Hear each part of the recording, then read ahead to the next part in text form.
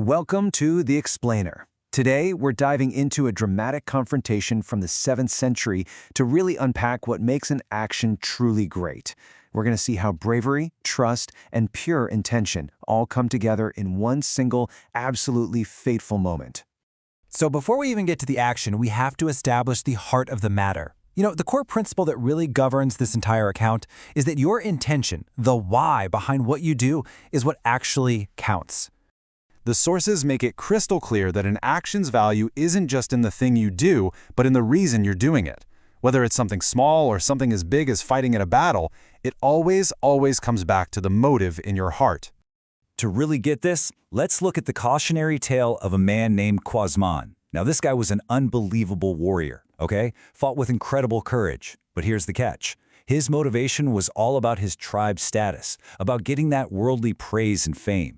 And because his intention wasn't for God, all those heroic efforts were ultimately considered void. That idea is the baseline for everything that follows. So, keeping that principle of pure intention in mind, the stage is now set for our main event. And believe it or not, this encounter actually began years before the battle itself, with a pretty chilling and very public threat. In Mecca, this man, Ubai ibn Khalaf, makes this incredibly arrogant vow. And get the detail here. He's not just making a threat. He's boasting about his horse, about how well he feeds it. He's building up his own power and prestige for everyone to see. His intention is totally out in the open. And the Prophet's response? Well, it's not some counter-threat. It's not fueled by ego or anger. It's just calm, certain. And notice how he completely removes himself from the equation by saying Allah willing. He places the whole outcome in God's hands. The difference in their intentions couldn't be more obvious. Okay, so let's fast forward a few years. We're on the battlefield of Uhud, and that promise, that threat from years ago, is about to be put to the test. The scene is set for what heck of a showdown. Now, if you were just looking at this on paper, it's a total mismatch. I mean, seriously, Ubai has every possible advantage. He's on a horse, giving him height and power. He's decked out in heavy armor. The Prophet, on the other hand, is on foot, wearing lighter armor, and he's only got a spear.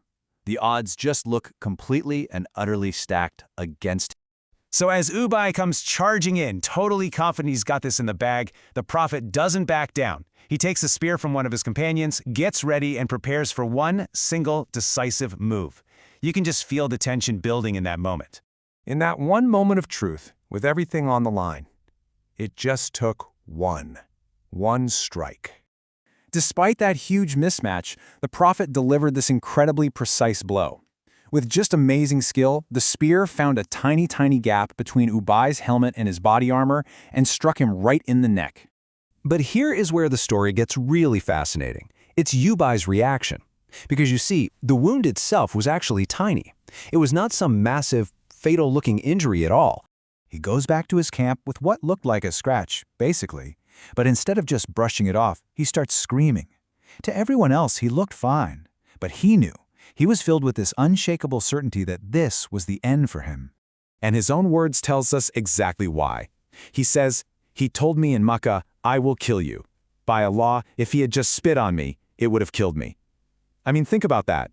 Deep down, under all that arrogance, he believed the Prophet's words were true. He knew that the prophecy from all those years ago was coming to pass right then and there.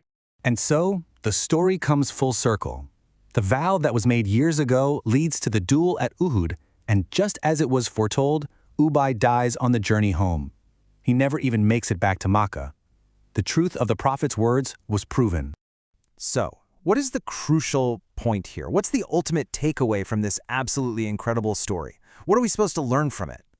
Well, this clearly wasn't just some lucky shot. The sources describe it as a miracle that proved a whole bunch of things all at once. His superior skill as a fighter, his undeniable bravery against impossible odds, the truthfulness of his words, and maybe most importantly, his complete and total trust in God's will.